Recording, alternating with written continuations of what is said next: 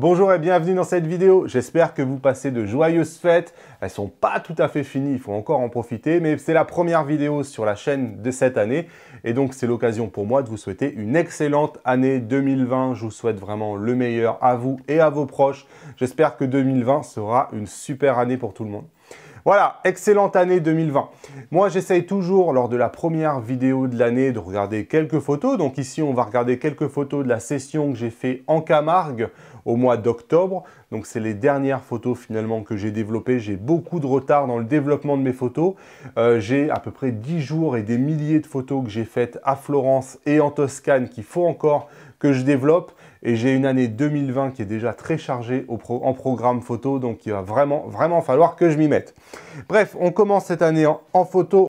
Alors on va regarder les photos avant-après parce que je sais que j'ai de plus en plus de gens qui sont dans mes formations que ça intéresse, ou de quel point je suis parti, où est-ce que j'ai voulu arriver. Donc c'est pour ça qu'on ne regardera pas juste la photo finale. Alors c'est des photos qui ont été faites en Camargue. Alors il y a eu plusieurs sessions. La première session était j'ai voulu faire des post-traitements et des développements colorés, artistiques.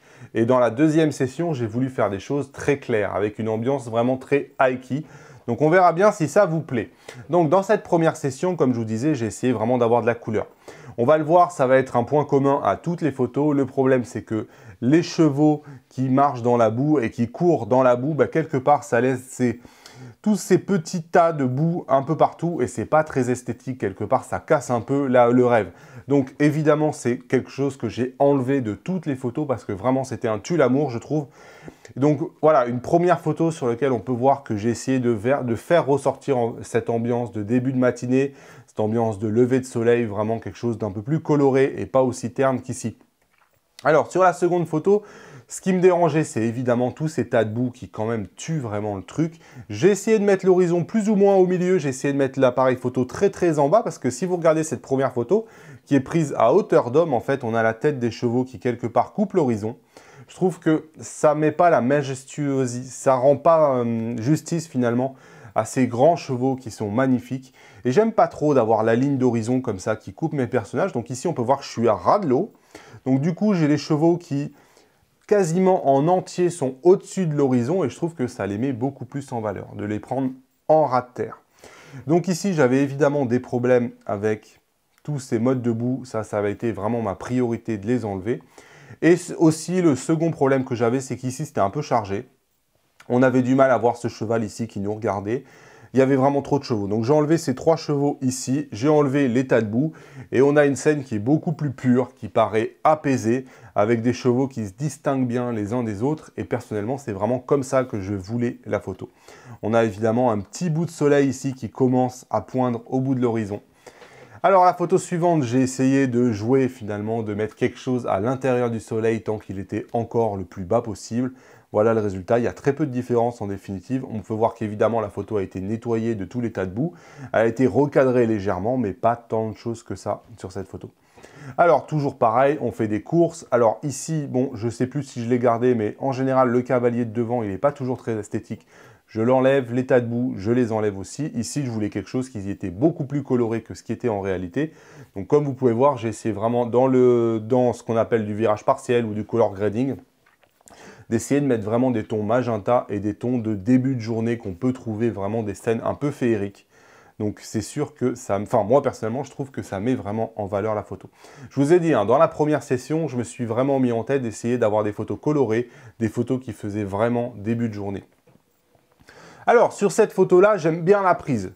J'aime bien l'attitude qu'ont les chevaux parce que ce cheval-là regarde vers moi, et donc il est sur le centre mais il me regarde, il court vers nous, donc ici j'aime pas trop d'avoir le cavalier ici en bord d'image, j'aime pas tous les tas de boue, donc ici ce qu'il a fallu faire pour moi c'était quelque part de recréer une partie, le bord de l'image ici, et de supprimer le cavalier qui était au bout.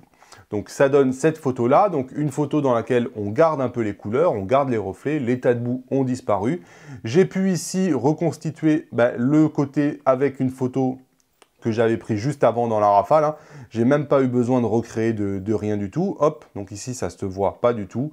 J'ai dû recréer un peu par contre cette flaque-là ici à gauche, qui elle n'y était pas. Mais au final, voilà, on voit vraiment pas du tout la supercherie. Le cavalier a disparu sur la droite et on a quelque chose de beaucoup plus centré. On a vraiment l'impression d'avoir les chevaux qui nous arrivent dessus. J'ai gardé des couleurs parce que les couleurs n'étaient pas si colorées que ça à ce moment-là. On peut voir dans la photo d'origine. Et ça me donne cette photo-là aussi que j'aime bien. Bon, de toute façon, je ne vais pas arrêter. Je vais sans arrêt à dire que je les aime bien parce que c'est mes photos. Donc ici, ce n'était pas du tout la bonne ambiance. On peut voir qu'il est à contre-jour, il est dans la pénombre, il y a de la boue partout. Quand vous allez voir la photo finale, ça va peut-être vous choquer. Mais ici, j'ai vraiment eu envie de faire quelque chose de féerique. Un cheval tout seul, qui court dans l'eau, qui galope, une ambiance vraiment lumineuse avec des couleurs de début de journée. Alors, j'essaye quand même de ne pas trop saturer les couleurs, hein. On reste dans du pastel, mais ici, évidemment, il est sorti complètement de l'ombre. C'est la même photo, hein. C'est uniquement du développement photo. C'est juste que la nouvelle photo, quelque part, c'est sûr que, personnellement, je la préfère largement.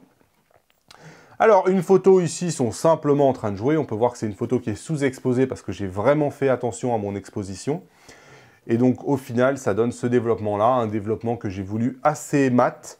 Donc, avec des blancs qui sont, avec des noirs par contre, qui sont un peu grisés. Il y a peu de contraste, mais je voulais vraiment de la douceur finalement sur cette photo.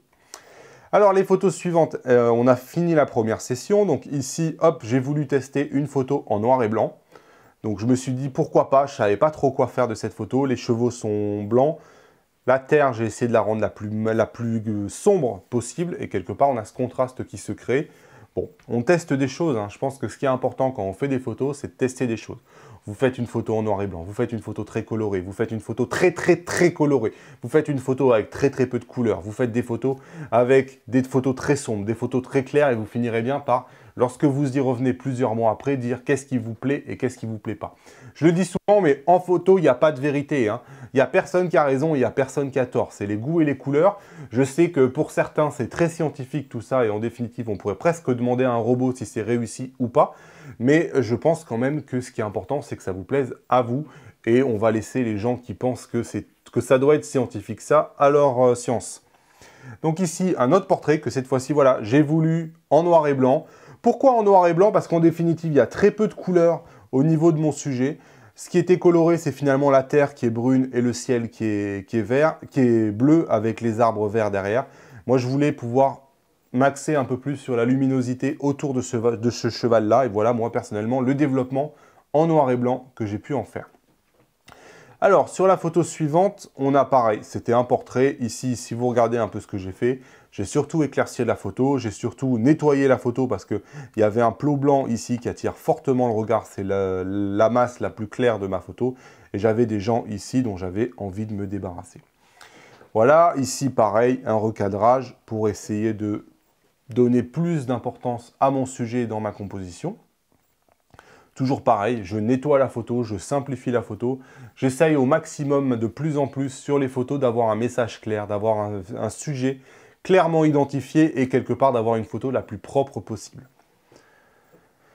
Voilà, maintenant on va arriver sur la deuxième session, une deuxième session que j'ai post-traitée complètement différemment de la première, tout simplement parce qu'on n'avait pas du tout les couleurs. On avait un temps qui était hyper gris, hyper voilé, et c'est pas facile. Alors là, ça c'est la photo brute, comme vous pouvez voir, le ciel presque est quasiment monotone, monochrome avec l'eau, et ça c'était pas terrible pour moi.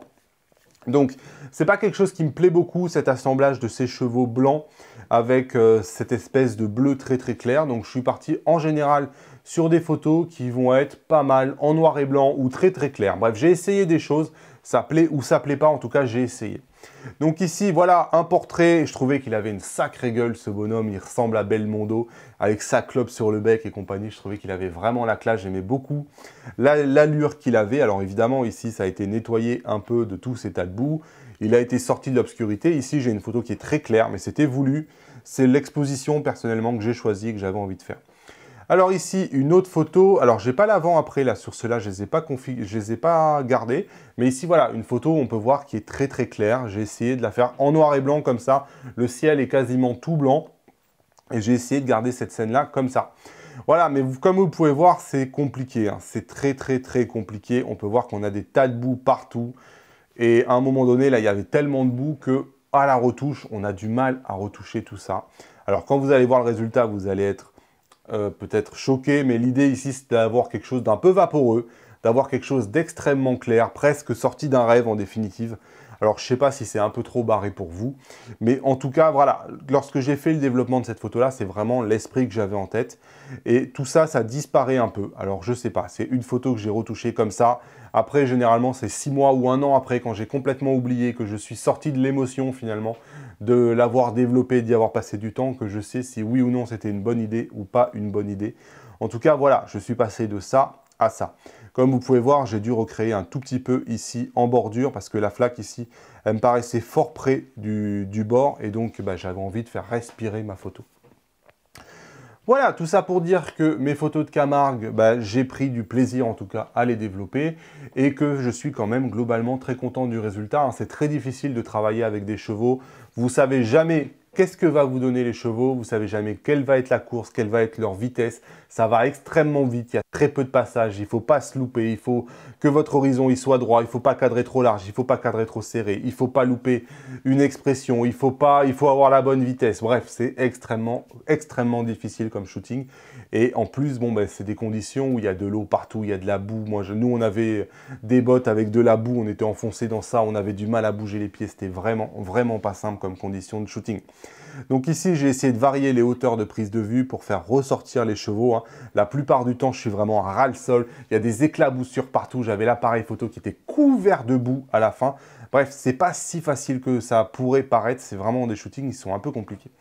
Alors, l'autre chose, je voulais vous montrer 2-3 photos. Généralement, on me dit de plus en plus qu'on ne fait pas de développement, tout simplement parce que on a déjà les simulations de films chez Fuji et que finalement, on peut se passer du développement. Je ne suis pas tout à fait d'accord. Je trouve que les simulations de films, c'est bien. Ça donne un look qui est meilleur que finalement qu'on pourrait avoir avec d'autres appareils photo. Et ça, c'est un avantage chez Fuji. Enfin, la simulation de film ne remplace pas du tout le développement et encore moins la retouche. Ici, les photos que je vous ai montrées, elles sont développées et elles sont retouchées. Alors, quelle différence je fais entre les deux? Pour moi, le développement, il est là pour garder la même photo, pour changer juste un peu l'exposition, pour changer ce genre de choses-là. Pour moi, la retouche, elle est là pour supprimer tous les éléments qui sont gênants. Et ici, il y avait un paquet d'éléments gênants quand même au niveau de mes photos de Camargue avec toute la boue. Elle est là aussi pour, par exemple, pouvoir recréer une partie qui manque. Parce que ici, je trouve que c'est un peu serré. Donc tout ça, c'est ce que j'appelle vraiment la retouche. La retouche, elle est là aussi pour vous aider à travailler le contraste, à faire ce qu'on appelle du dodge and burn qui vont donner du relief à votre photo. Bref, c'est deux étapes complètement séparées. Et la simulation de film, c'est vraiment le niveau 0, j'ai envie de dire. C'est mieux que de rien faire, mais c'est quand même pas suffisant et ça remplace ni le développement, ni la retouche. Donc ici, c'est une simulation, c'est la photo telle que je l'avais avec la simulation de film. Et derrière, je vous montre la photo telle que moi, je l'ai développée. C'est une photo que je voulais. Ici, même en Velvia, elle ne sortait pas comme ça. C'est-à-dire que ici, j'avais envie de faire ressortir beaucoup les couleurs dorées de l'armure d'Iron Man, beaucoup le rouge, beaucoup les couleurs de la librairie qui était derrière. J'ai redressé la photo, je l'ai recadré un tout petit peu. Ici, c'est une photo où, voilà, il n'y a absolument pas de retouche. Il y a uniquement du développement photo, donc du Lightroom ou du Capture One. Mais tout ça pour dire qu'au développement, vous pouvez aller beaucoup plus loin qu'en simulation de film. Idem ici sur la ville. J'ai choisi ma simulation de film, j'ai essayé d'avoir le mieux possible. Enfin, j'arrive jamais à avoir le contraste et la clarté que j'applique avec mon Lightroom. Idem ici, c'est une photo en acros. Et ici, on peut voir que moi, quand j'ai fait mon développement, j'arrive à mettre des filtres radiales, j'arrive à retravailler un peu la luminosité, chose que je n'y arrivais pas, même en changeant avec les 4 acros. C'est quelque chose que, voilà, j'y arrivais pas. Donc voilà, quelques photos sur lesquelles je voulais revenir pour commencer cette année. Voilà, je vais arrêter là pour la première partie parce que finalement, la vidéo, elle est déjà suffisamment longue. Donc, excellente année 2020 et moi, je vous retrouve dans la partie 2 de cette vidéo, probablement dès demain. Salut!